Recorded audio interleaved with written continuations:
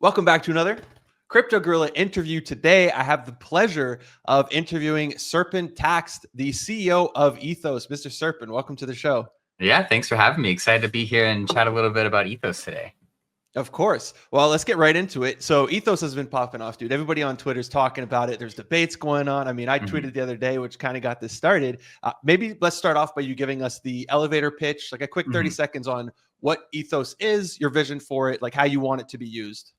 Yeah, so what we're trying to do is build a product that helps us understand who is reputable in the space and who is not. The biggest problem in Web3 right now, in my opinion, is the fact that there's not a lot of trust that goes around.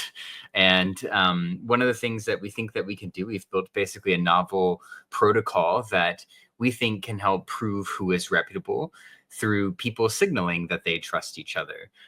So we're instrumenting a new data layer for which we can understand and create basically a credibility score, a way to look at someone and their Twitter profile or their ETH wallet and say, this person is credible, or oh, actually, like this person has a pretty big track record of launching, scam tokens or whatever it might be. So yeah, that's kind of what Ethos is at a very high level.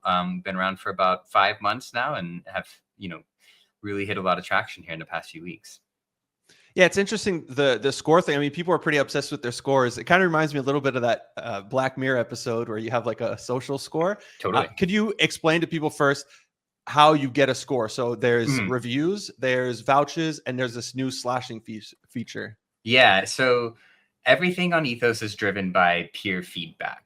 Well, a lot of people that came before us, they tried to solve this reputation problem, and they were looking at things like, what is your on-chain history? And did you mint a CryptoPunk or whatever?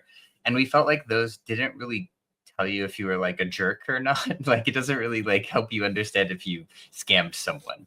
And so our goal was we need to, take from normal Web 2 systems like review systems that, you decide where to go eat pizza. Well, you probably look at Yelp or you probably look at Google reviews. You go look at hiring someone, you probably go look at their LinkedIn, you go see who you have connected with that person. Like, we depend on these peer signals, including like just buying something on Amazon, to understand where you should spend your time, where you should spend your money, where you should avoid, where you shouldn't go because you can get food poisoning. And we wanted to bring that to Web3. And so right now on Ethos, you can go review someone. It's as simple as can be. It's free. It is on chain though. And you can review any Twitter account, whether they're on Ethos or not. This is really simple. It's negative, neutral, positive. Where it gets more interesting, and some of the like challenges we've had recently is, well, people are going to spam reviews. You get to like, if you've ever seen, like, you go browse Yelp and you find like the one restaurant and they like have 5,000 reviews, and you're like, how could 5,000 people have even eaten at this place? It's because, people figured out how to kind of abuse that. They're figuring out how to abuse it on Ethos too. And so vouching is their way to basically say you have skin in the game. Like, hey, I really believe in you. I'm going to go take some money that I'm otherwise not using and put it against your name to support your credibility. And then the last piece would be, hey, your score can't only go up. That would be a little silly. You also have to have kind of countermeasures in place whenever people step out of line or people do things that they shouldn't do, or maybe it's because they're farming Ethos and you don't agree with that. So slashing is this consensus-based model where you promote a slash, you actually risk some of your own credibility score when you do it. And you say, I believe this person stepped out of line. Here's a whole list of things that I think that they did. Hopefully you provide some evidence to it. And then anyone who's on Ethos can go vote and share their thoughts on if this person really did step out of line, or if they felt like the slash wasn't conclusive enough, whatever it might be. It's our consensus mechanism for when people kind of step out of line. The game of, or people figuring out how to game the system is an interesting one. Whenever you have financial incentive, people are going to do it. And I mean, you guys have already given away 256 free NFTs that I think you just hit an all-time high. Like that's over maybe $2.5 million for free you guys gave out.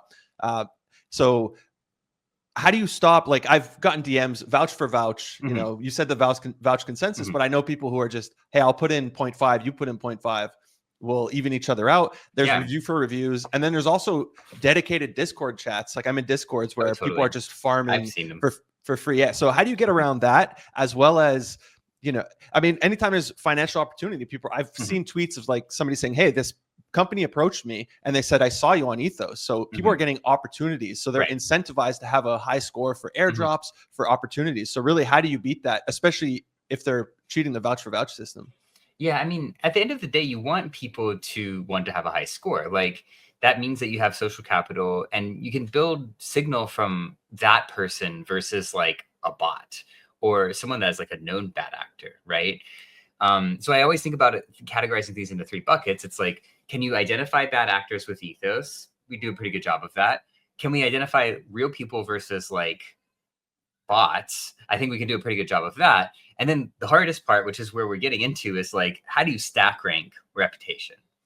And we don't have to do extremely well here, to be honest. Like if you went and hired someone, you don't like get a list of like, here are the top 10,000 developers in the world. You can go hire them right here, right? Like stack ranking and that concept is really difficult.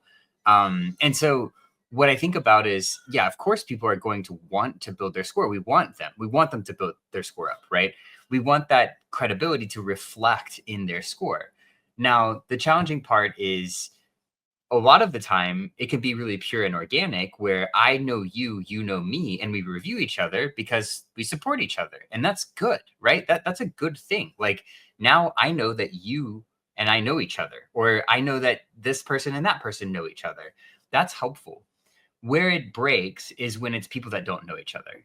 And so if you are in a vouch for vouch ring of people and everyone is just like, hey, I'll put 0.01 ETH against your name, you put 0.01 ETH against my name, there has to be risk involved. And if there's not risk involved, then people will do it no matter what. And one of the things that we haven't really gotten to, we're starting to see with Ethos is like, you know, when you vouch for someone, you are taking some amount of risk. If you don't know who that person is and they rug pull, well, like that's on chain forever. Like you vouched for this person before they pulled the rug on their project. Or, hey, this new project launched and you were super hyped about it and you vouched for them and you really tried to like get their score up and they rugged. Well, that doesn't mean that you're done.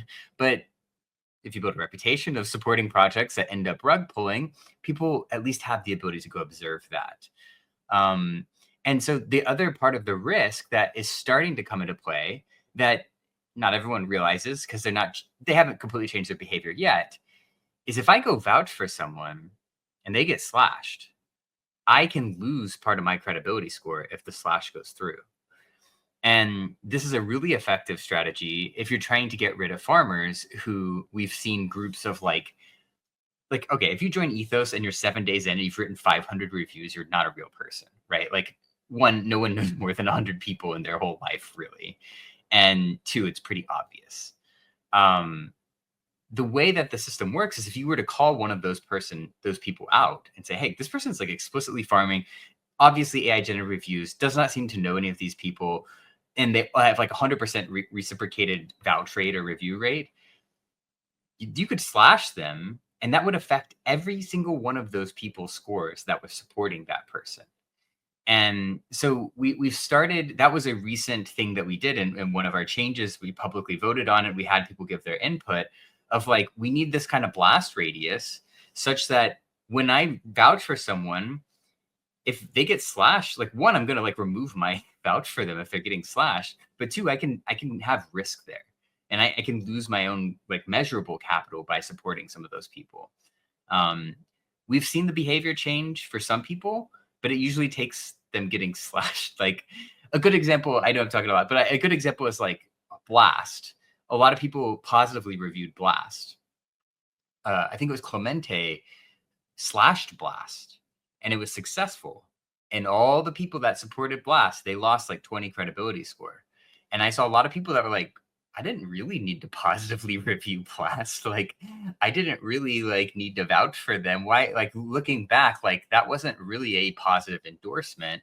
And so we're looking to change people's behavior by adding risk to, I'm going to review you without knowing who you are. Yeah, I guess one area is farming, but then the other area is there's such an engagement hack if you're a founder. Let me just pull up my screen here with this. Boom. Yeah. So I mean, I'll use you as an example. I mean, you have the top score on Ethos, Right. and not Yeah. that you're not a swell guy. I'm not the but most reputable person in Web3. like most people who reviewed you have probably never had a conversation with you before. Right.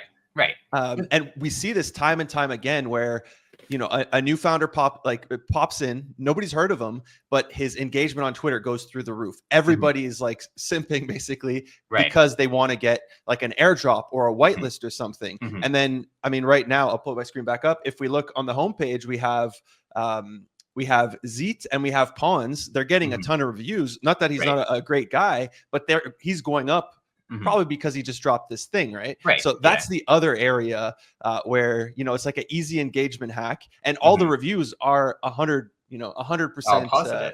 all score. Yeah, because people are incentivized. What's interesting is like technically there is no obvious incentive to review Pawns right now, or Zeet, or whatever the actual wording name of it is. Like there's no positive reason to do that. I think some people also have this fear for the Kaido airdrop. Like if you tweeted negatively about Kaido, you got your airdrop slashed. So I will happily say that like Ethos to me is not about an echo chamber. If you look at Ethos listings, which is something we launched a couple weeks ago, where people were like voting on if they were bearish and bullish on things, I want people to display negative sentiment. It's really important, right? There were some shocking things that people saw in here, like Monad and Somnia, which are popular projects. They have their own Kaido leaderboards. They have a lot of mind share. People are bearish on them. And that is a really interesting insight. It's like no one is saying that this is the absolute perfect way to measure sentiment. And it might still be that people generally are bullish on Monad, but you need to have the counter side. You need to have the negative side. And it just boils back to trading, right? You can't trade stuff if things only go up. Like that, there's no trade there. Like the whole reason you can make money is because there's risk. And so when it comes to Ethos, the same thing has to be true. When you vouch for someone or you review someone, there has to be risk. And right now it feels like there's no risk, right? It's just like, oh yeah, whatever. I'll just go review people. I'll get my score up. And you're like, you are kind of risking it in a way by like leaning into this idea of, I want to spoof my own credibility, or I want to appear more credible than I am. And you're risking the fact that like someone that you support might end up getting slashed. So, I'm not the police on Ethos. The whole idea of Ethos is it is like decentralized moderation. Like other people might slash you. And so the real, like the most interesting and important part of it is this idea of what is the culture of Ethos and who slashes who for what reason. And I think that is where we're starting to see some of that emerge of people are slashing people for launching coins and failing. People are slashing people for the backroom guy is getting slashed right now because of some drama that happened. I haven't even read into it yet. There's just so many interesting things that are happening with the culture of it to see how, but really the big thing to me is like, we have the negative side of things. And that really has to be reflected in scoring, in sentiment, and understanding of like how people feel about things. Yeah, I wanted to, so I guess the first question there is going to be the honest reviews. What's the incentive to, review somebody negatively? I feel even me, I'm just playing it safe, right? I'm just going from my friends. I'm reviewing people I know. And if we look, this is something I had tweeted about, like the leaderboard here, 130 of 133 collab managers, or that identifies collab managers, have 100% review score. Right. And I mean, it's interesting one. The collab managers is very interesting as a category for what you brought up. Yeah. Because why would I take the risk? Like anybody who controls pre-sales, whitelist, whatever, why would I risk? I'm burning a relationship forever just for like a review. They're also going to come review me negatively, probably as like a, to get me back. My score is going to go down. So why not just, play it safe? As opposed to, if there was a ranking system of maybe 1 to 10, most people on here wouldn't be 10s. They'd be like 8, 9s, whatever, but it'd be very rare to have a 10. Yeah. Especially if your 10s were limited, like, hey, you could only give 10 to 5 people kind of thing. Right. I mean, that is where vouching, I think, comes more into play. Like, it's very easy with reviews to like, And I would say like there are groups of people that are really good at being like, I want to look really nice on Ethos, so go like leave me a good review. Review doesn't mean you really have skin in the game though. And so where I think people will separate themselves is this concept of vouching and having someone be like, even if it was 0.01 ETH, right? I'm putting 0.01 ETH against your name. And then the limited resource is money. And the limit, like, you cannot spoof Ethos through vouched ETH. And like as a whales game, you can't come in and be like, I'm gonna like give this guy 100 ETH vouch because it has like 10% better impact than a 1 ETH vouch. And so we've really tried to focus on reputation is the concept of lots of people around you publicly stating that they trust you. And if you look at the numbers on collab managers, yeah, it's all positive reviews, but there's not as much vouching going on there. And I feel like you can kind of start to see signal in like the people that are truly getting vouched for, as well as some of the qualitative data that not a lot of people take advantage of. Like, you know, you go look at some of the top guys there. Well, it's not just that they had 99 reviews and 100% positive. It's like, who did they come from? Like, what did they say about them? And so I think like it's tough because we're trying to like make this like objective score. And so everyone's brain goes after the objective score. And you're like, well, at some point, the value is going to be the qualitative side of things too. Who is saying it and why are they saying those things? Are these people that are saying this good thing about this collab manager close to me? Do I know that person? Like if I look at someone's Ethos profile and I see someone I know that vouched for someone, that's a huge signal to me. Whereas like most of the people, I'm like, I have no idea who this person is. And we have like zero mutuals kind of thing. So hopefully that made sense. Like collab manager is a difficult one because yeah, you have the downside of like, well, yeah, you don't want to say something negatively about a collab manager if you think they're going to get you a whitelist. On the other hand, like someone is going to say something eventually. It might not be you. It might not be someone that wants to risk that. But like if someone truly steps out of line and does something that screws other people over, it will come out eventually, in my opinion. Yeah. I think, again, it comes down to just being the only options negative, or, I mean, there's a neutral as well, I believe, but yeah, negative, positive. It's like, I can't, hey, this guy screwed me once, but he's still a cool, I guess I could write that in the neutral, in the review. Yeah. Like I still have a positive view of him, but you know, there was an interesting one that somebody tweeted about. I saw you replied to it as well. That guy, Jay, tweeted about anonymous reviews. So I think this is an add-on to the platform, right? It's not... It's like I haven't just figured out how to describe it yet. It is separate from Ethos. So like it is not a feature of Ethos. It is, you can go to anon.ethos.network and it loads a form up and it pulls your data in, but it's completely separate. It is not like a feature of Ethos. And so we did, you know, for all the reasons that you had just brought up, a lot of people were like, no, I really do want anonymous reviews. I want to be able to say these things. And if you think back to what I was saying earlier, I'm like, well, you need risk. You have to have skin in the game. You want to use an anonymous review, it's got to be risky to some extent. And you've taken all the risk out of the equation by doing that.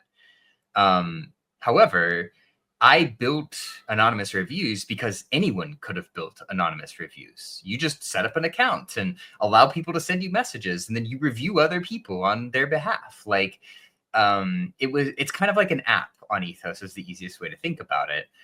What's cool is if you don't like anonymous reviews, you can go negatively review the anonymous review agent. And you could go slash it if you really, really hated it, if you felt like it was a bad feature for the product. And so like, yeah, like two things that are kind of coming together there of like anonymous reviews is an answer potentially to what you're saying, but it is contentious. And so like we can actually use Ethos to figure out what the customer sentiment is on the idea of anonymous reviews. Yeah, I guess his fear here was that you're going to get bad actors who try to, we see it in Web 2 all the time, right? A business, an employee at a business does something the internet doesn't like, the business gets destroyed. Even in Web 3, I mean, you brought up Blast as an example. When a project has an airdrop coming, everybody loves it. Everybody's praising it. Totally. If the airdrop doesn't live up to it, everybody's destroying it, even though the product might be amazing. You just didn't get you didn't become a millionaire like you thought you would. So you're just going to review bomb this. Yeah. It's tough. I mean, that's why I'm all in for experimentation and I want to see how it works. I think there are ways that we could add elements of risk to it, which could help. But yeah, like the other thing that's interesting is like the score impact that it has is very minimal because the agent herself is a very low score. A lot of people were worried about like, oh, could you just and it only counts for one time. So if you can't anonymously review the same person 10 times and have 10x the impact. So anonymous reviews are something that it's so interesting. Like different cultures, I've recognized have less of a willingness to say things publicly negatively than like American culture, which might be a little bit more willing to like call people out. And so like there are different cultures that I've noticed that have really wanted to have anonymous reviews.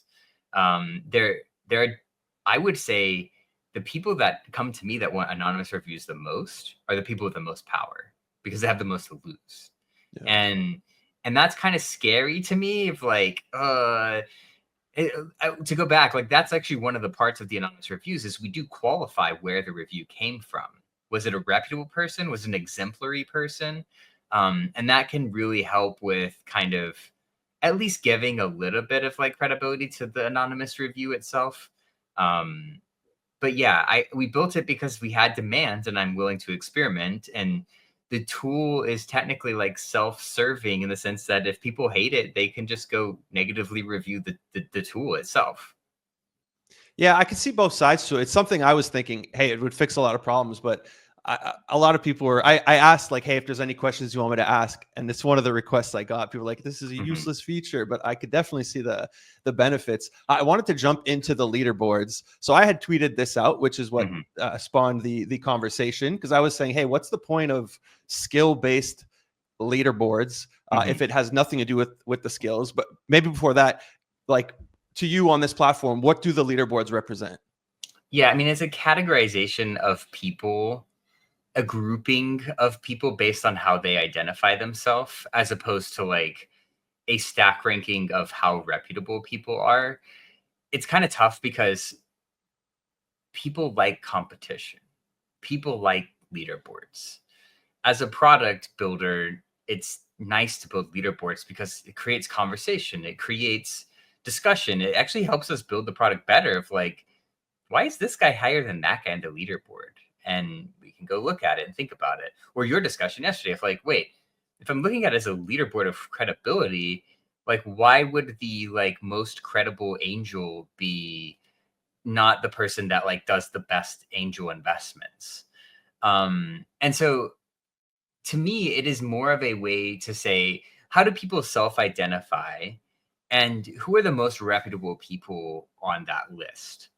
As opposed to the most qualified to do that role on that list. I think that part is really, really difficult to solve. And I think we have a little bit of a mistake in how we position it right now. Does that make sense though, like in how we're thinking about it? Yeah, well, me, it was specifically with the skill-based ones. Like, for alpha callers, when I think, oh, an alpha caller leaderboard, I expect here to see the top alpha callers, but instead Right. I'm seeing their reputation, and they might Right. totally suck. But so this might be misleading. Even my thought process here, if I was looking for an artist, Mhm. the first thing I'm looking at when I go on, even Fiverr, I'm looking at their work first, and then I'm going to go look at, hey, are they credible? Because the most important thing to me is, are they a good artist? If I want a Right. plumber, like I want to know, is he a good But plumber? wouldn't you go to the 5-star plumber? I would, but it's a ranking. He's got 5 stars because he's a good plumber, not because he's like 20 people's really good friend and he was nice and he's always there for you. No, Yeah. he's an excellent plumber. Right. Yeah. It's kind of tough because like people get reviewed for different things, right? Like Risang, who is like at the top of the artist leaderboard, Yeah. she could be somewhere between alpha callers, artists, and angel investors. I think she might even be on all three of those. And yeah, people aren't there's an opportunity for us to look at the data and say, and we've talked about actually doing this internally of like, look at what people are saying about this person, the qualitative side, right? And then turn that into quantitative insights of like, people are often calling this guy a good alpha caller, or people are often saying these things about that person. So we've thought about ways to do that. And that actually does make a really interesting other dimension of a leaderboard. Because yeah, like I see what it's like if you're building like the white pages of plumbers, yeah, you want the plumber that's been reviewed for having the best service or the best plumber. And that's not really what's being reflected on that leaderboard. So I think it's really good feedback. Yeah, it's funny you mentioned that, because I was going to suggest that. Like, are you guys going to use AI? If we look at Pons, for example, a lot of his reviews are a goated founder, like Right. great founder. Yeah, we could just say like, it's so easy too. You just like, okay, what do people say on average about this person? And we could have 10 or 12 categories that actually map to those leaderboards. And it could make like a spider graph that's like, it looks like this person is mostly alpha caller and degen or something, right? So yeah, there's a lot of opportunity for us in terms of the data set. The biggest thing was getting to the point where we had all this data. Now we have a crazy amount of data that we can use to leverage and do exactly that type of stuff. Yeah, but like I was looking at my own, like the keywords that stand out. A lot of people call me straight up like YouTuber, video creator. Is there ever going to be a YouTuber leaderboard? Yeah, we could do that for sure. That'd be great. Yeah, the categories they're very open and flexible. Like they're designed. There's a world where we could do it where like you suggest one or you nominate people to be in the leaderboard and people agree or disagree with that concept of like being in the leaderboard. But yeah, I mean, absolutely. I view the categories as being infinite, basically. But you're making me want to spend more time on the concept of like, hey, given this person and given these like 15 personalities or types of people that we see in this space, like what are people saying and how confident? I mean, I've even run queries on this before in the past, and it's pretty good of like the confidence of this person being a degenerate is very high, or like the confidence of this person being like, let's say like a writer or something is very high. And so then you can get better grouping and clustering that way for sure. But skill-based, I guess. It can also pull out keyword. I read that article that you commented to where the guy called it like Negativa or something. Yeah, in Negativa. Yeah, so that was a really good point. It's like the same with the credit score. Like it's really good at identifying the bad actors. Right. And then if you're able to pull keywords from the reviews, like I could see why is he a bad actor? Right. You know, maybe Paige Shills. It's like Paige Shills appears in 50 reviews or kind of thing. Yeah. The way to think about N Negativa too is like, it's just if you're thinking about something like Amazon, you're like, well, you don't even see the shit that has like 2 stars, right? Like you don't even see it. You assume that everything has more than 4 stars, like an average of like 3.9. It stands out to you when it's 3.9. You're like, huh. But now Amazon has done really good at stuff like, hey, customers return this product a lot, right? Like just simple stuff, right? Or they have, really high level definitions of like good battery life, excellent for kids. Like they add these kind of tags to the top. And so there's plenty of stuff that we can pull from. And this is where it's fun to be like, yeah, dude, you're right. Like we should do that. And like, we're just early and we've only just started getting our footing in terms of having the ability to do stuff like that. Yeah, that would be an awesome addition, especially like you said, the keywords on Amazon. Razang actually tweeted this out about the leaderboard, saying it's credibility. Like if you want to know if a person is a good trader, go look on Chain. If you want to know if their artwork is desirable, go look on Super Rare.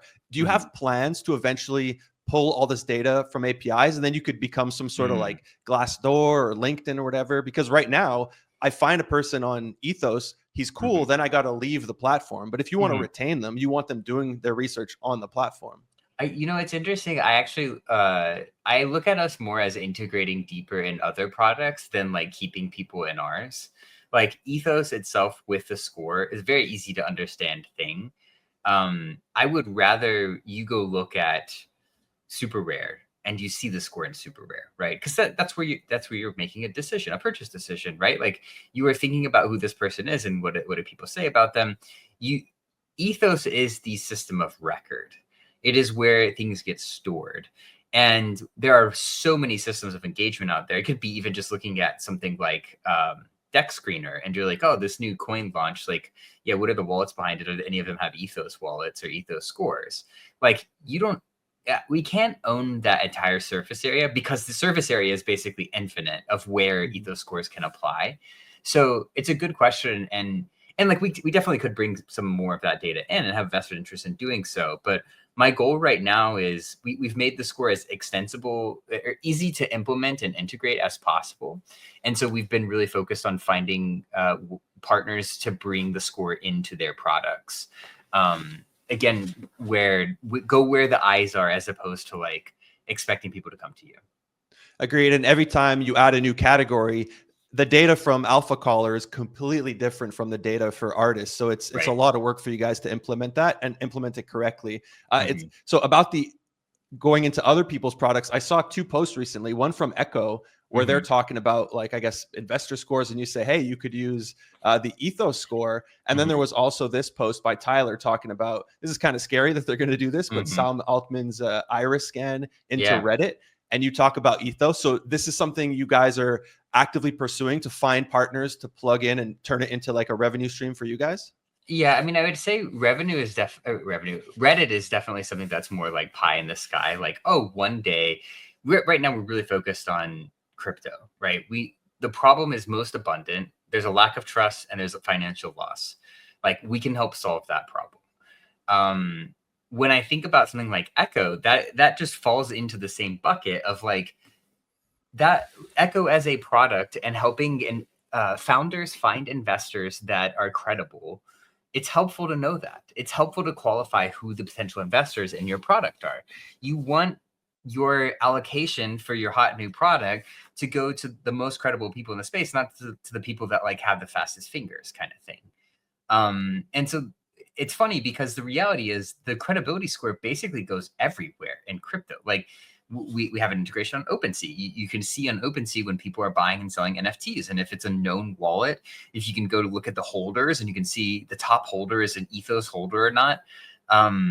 So what I think about on the former, which is like the Echo type thing, is like, can we bring that score everywhere to the user is? If we are social infrastructure, that means that we go across the entire social layer of Web3. So we can integrate anywhere and everywhere and add value. When it comes to the like WorldCoin kind of comparison, it's an interesting one because when it comes to something like WorldCoin, the belief is in the future, we have to know who is human and who isn't. And we have this problem on Twitter right now where we have a ton of spam because people believe that it's not humans that are writing the spam. And so Reddit has a vested interest in solving this problem because Reddit's content is so good. Like if you think about like these days when you say like, what do people think about this product? You go type in like vacuum cleaner Reddit, or you type in blah, blah, blah, blah Reddit, and you go read a real authentic review, right? From someone that has really genuinely used this. So Reddit's biggest weakness is this concept of fake people writing fake things on Reddit, right? Like complete AI slop. It's the same problem we have on Ethos right now. And so the reason Reddit wants WorldCoin is because then I'm sure it's opt-in, but like, imagine if you scanned your eyeball and you're like, hey, I'm a real person now. Like you can trust my content more deeply. Well, obviously people on Reddit are like, why would I ever do that? You can't have my eyeball, man. Like, come on. And so my belief is Ethos, it's trying to solve the same problem. It's trying to solve the problem of like, how credible is this person or thing, right? Is it someone that exists and have people vouching for them and have skin in the game against their name? Or is it just a random person that just spun up an account and is trying to appear credible?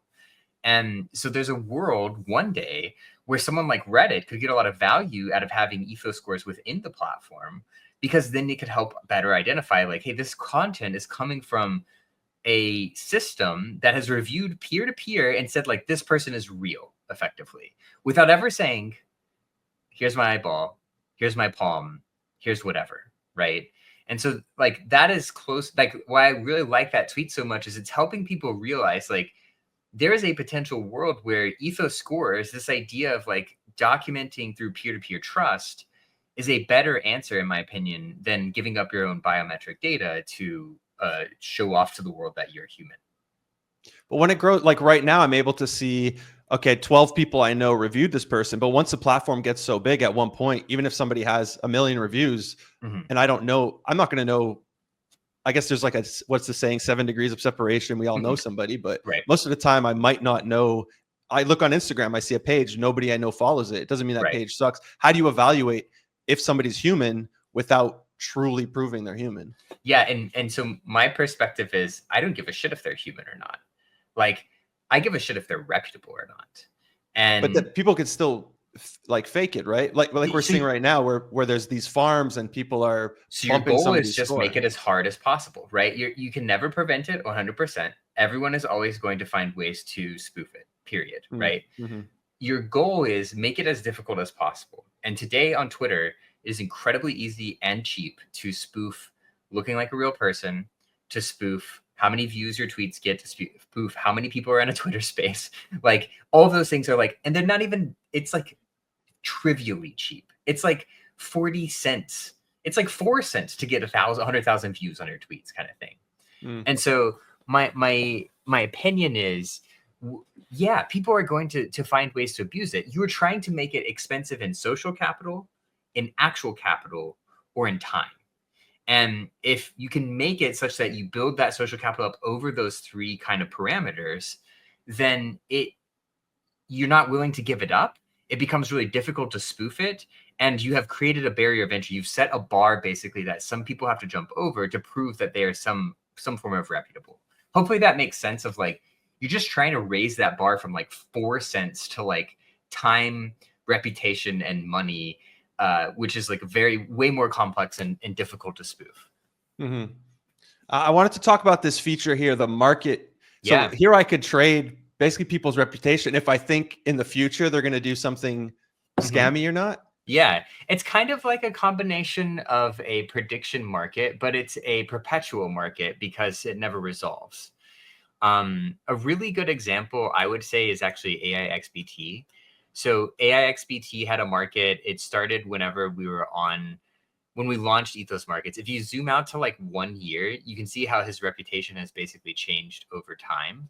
So AIXBT started off as being super reputable. He was super hot. He was popular. People bought a bunch of his votes of I trust him. And what that does is it makes the price of distrust cheaper. And so as the price of trust goes to like, let's say 70 cents on the dollar, the price of distrust is 30 cents. And so if you're like, wait a second, distrust is 30 cents. If we get back to even, I can make a decent profit on this because I think that AIXBT is overvalued at its current rate of trust. And so it creates opportunity on the other side of that to go buy distrust and potentially profit on it.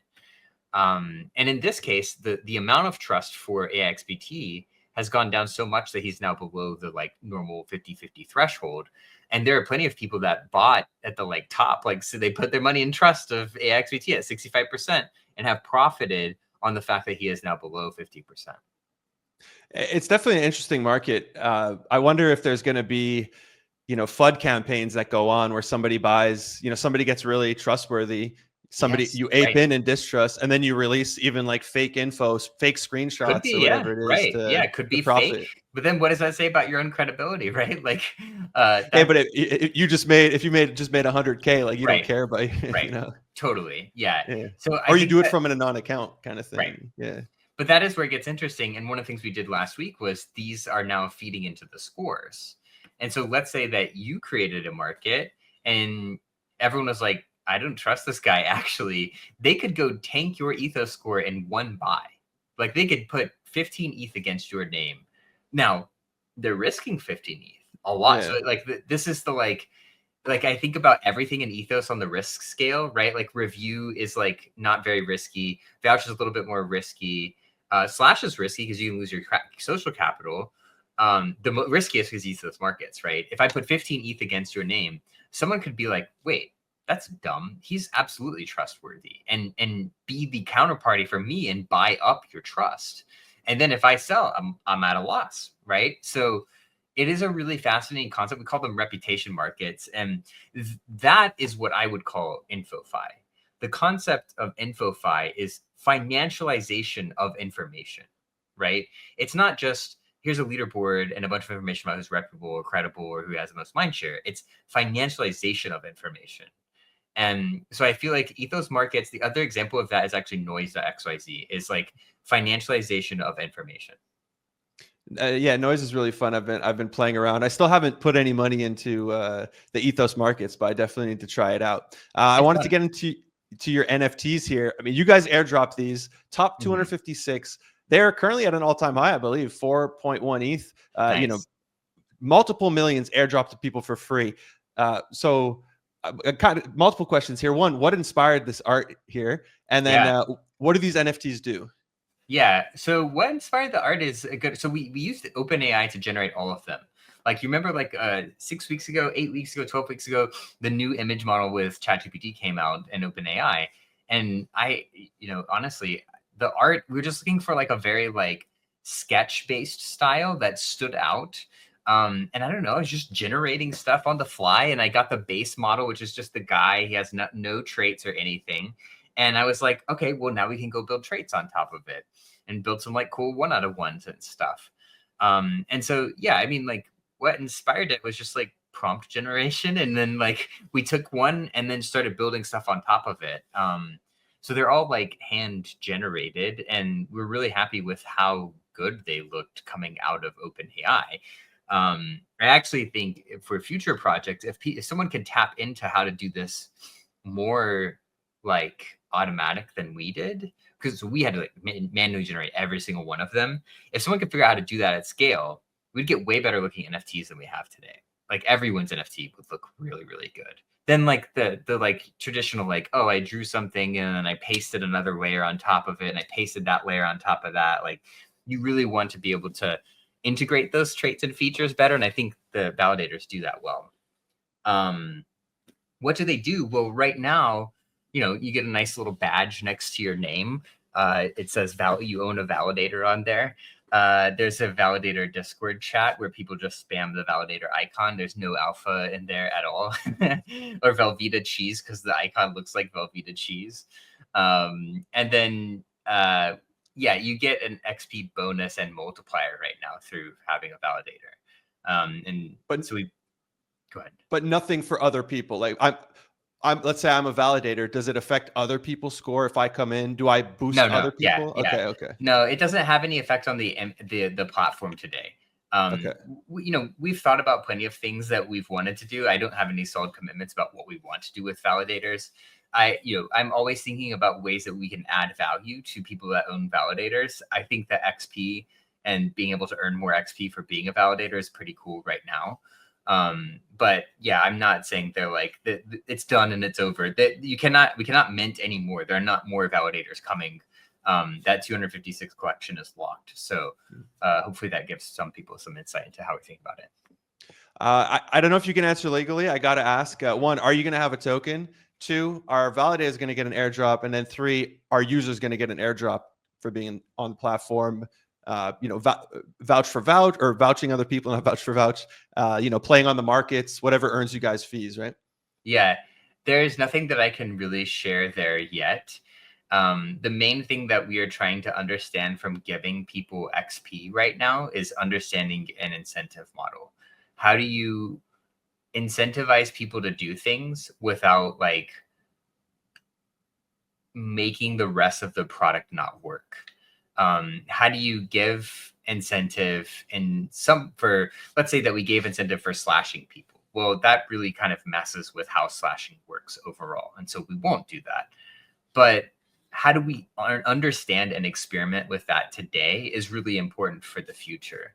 And so, yeah, like I don't have anything to share yet other than I'm really trying to understand the best that I can how an incentive model works and how it ruins or helps Ethos, because that will be important for us to understand in the future. Yeah. Also, when people know there's an airdrop and then they kind of they ditched a project, moved on to the next one. I think Kaido's done a really good job at keeping people on the platform. They have the benefit of working with a ton of other projects and keeping like a revenue stream going. Yeah. I guess last question, or unless you had a comment. I was going to add to that, like, please. The biggest thing that I always try to think about is like, are we building a product that people will use forever? Are we building a product that adds value? Are we building a product that solves a problem? Like if those things are true, then no matter what happens in the future, people will use the product. Like that's called a business, right? And in Web 2, that's a very normal thing. That's the normal way to build a business is you solve a problem, people use the product, they get value from it. That's what I'm focused on proving right now. Like, I don't want people to be here because they're like, I'm getting XP. I want them to be like, wait a second, this is cool. I believe in this thing. I believe in the opportunity and the purpose of what Ethos does. I want to build my social capital up because I think that it's something that will have value and create value on its own. It doesn't have anything to do with XP. It's like you have social capital and that's measurable. And maybe one day it gets you into better echo deals. Maybe one day it gets you better airdrops from other partners. Maybe maybe it gets you better deals from sponsors one day. Maybe it gets you access to new products early. Like that's not recreating anything in history. Like this is normal human behavior. Like the fact that you build up social capital and get opportunity. And so, yeah, like a long way of saying like, we're trying to build a system that can incentivize that. At the end of the day, we have to build a product that people want to use that solves problems. And that's how I know that we've done our job.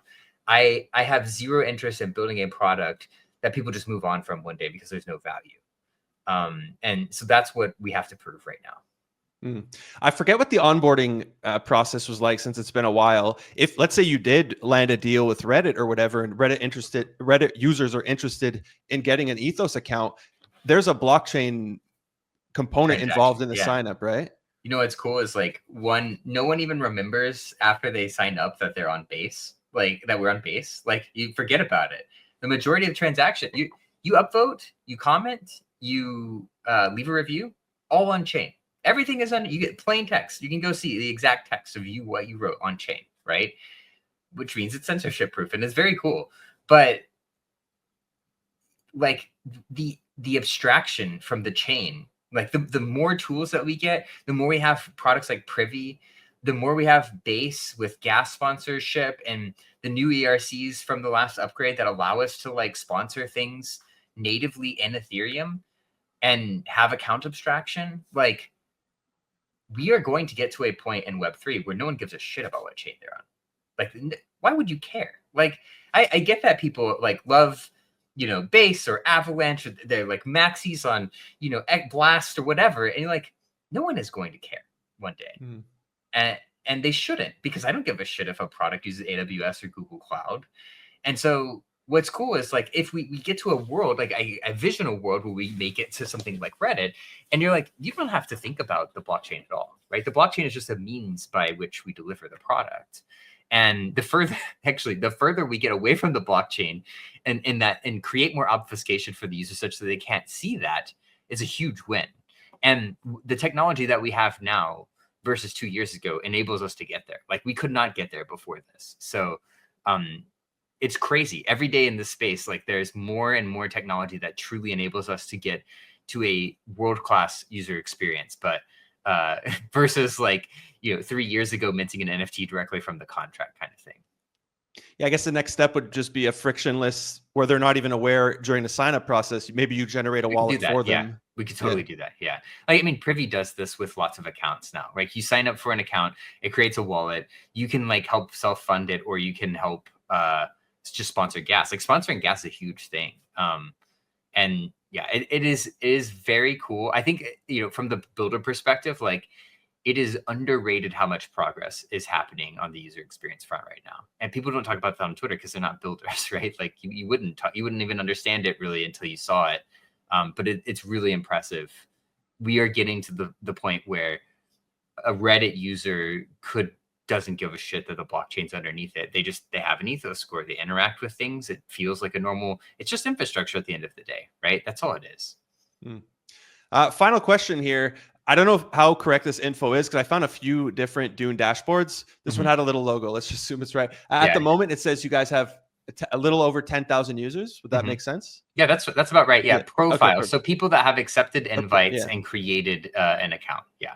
Yeah. So, I mean, comparing that to other Web3 products, it does sound quite low, but that's because, every Web3 product out there is just getting their user base botted, and it's just completely fake. But you guys are doing it by design because it's invite. I can see who invited who. So there's like a lot of people have asked me for an invite, and I'm kind of like, I want to save my invites for Right. good people, because people can see who invite, and I don't want to risk like this person doing something bad and it reflects on me. Right. Yep. So it's really by design, and the invites are scarce. Like I've only had 2 invite links so far, so I don't even have them when people are asking me. So I guess how do people get invites to invite others? And for those who might not have, I guess the only way to get on the platform is through an invite. Yeah, that's right. And it probably will be like that potentially forever. We'll see. Because it creates a good bond. Like you should have to think about who you're inviting, right? You don't want to, if you invited, yourself 14 times, like there should be some risk in that. Preventing people from spinning up brand new accounts is very valuable. If we allowed anyone to create an account on a whim, you would get what you have in all the other numbers in Web3. Yeah. And I am on a crusade to change this narrative that people keep saying about their numbers. Like everyone's numbers are fake, period. Like, and it's because we use wallets as a proxy to users, and people will put the disclaimer there and they'll be like, a million users, but like 100 wallets. And you're like, what? Or like a million wallets, like 100 users. And you're like, okay, that makes no sense. I have this belief that eventually, instead of measuring monthly active users, we'll measure monthly active Ethos profiles. And so like, if you have an account, if you have a product and that maps back to an Ethos user, you will have a way better understanding of who is a real person versus isn't. But yeah, to earn invites right now, it's mostly being active on the platform. We've been giving out invites. We hadn't done it in a while. We did it last week. We'll probably do it again next week, but just be active and don't abuse it. Just use it as you normally would, right? The last thing I want is to wake up tomorrow and we have 10 times the amount of reviews that we have because someone botted it. Like you were just getting us further away from the intent of what the product is. Use it as like an upstanding citizen. Use it as a normal Web2 app. Like no one gets paid for writing Nextdoor posts. So don't act like you're doing that kind of thing, Yeah, awesome. Listen, I appreciate you taking the time out of your day, especially on a weekend, to come and answer some questions here. Any final thoughts you want to leave the audience? No, I mean, I really enjoyed the conversation. I'm glad we got to talk about some of the WorldCoin and like parallels to that with Reddit. I think that helps people see a much broader vision. And I think that's something that we haven't been able to really talk about yet because we're building a new product. It's a journey to explain. You go from like, oh, but it's like, Yelp for Web3. And then eventually people are like, wait, but reviews suck. And you get to vouching. You're like, yeah, well, this is why it helps. And so I'm really glad that we got to be able to talk about some of the high level stuff. If you're interested in any of that and like more long-term vision stuff, I author and write a lot of blogs on our website, ethos.network, not the app, but just ethos.network. If you ever want to go read and pick our brain on how we think about some of those things, I would definitely go check that out because that blog has, everything. Yeah, if you like scroll to the very bottom there, I mean, this website is slick. I don't know if you ever seen it. Yeah, it's dope. Yeah, no, I haven't. Yeah, you can click like view all blogs there, view all articles. I think it's very small on my screen.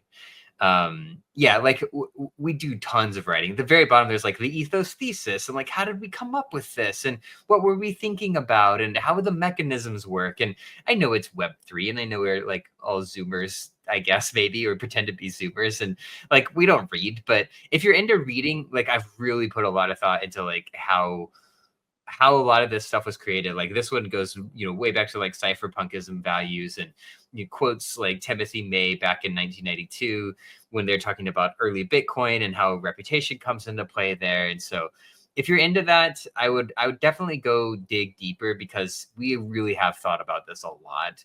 And these are the conversations I really enjoy having, is like being able to go a little bit deeper than just the surface of like, oh yeah, like you're getting farmed. You're like, there's a bigger picture here, I promise. So anyways, yeah, if you want, please go check up on the blog for sure. Awesome. Well, this was great. We're going to end it here. Thank you, everybody, watching today's interview. If you want me to interview somebody else, let me know in the comment section down below. If you haven't already done so, hit subscribe, hit the notification bell. Peace.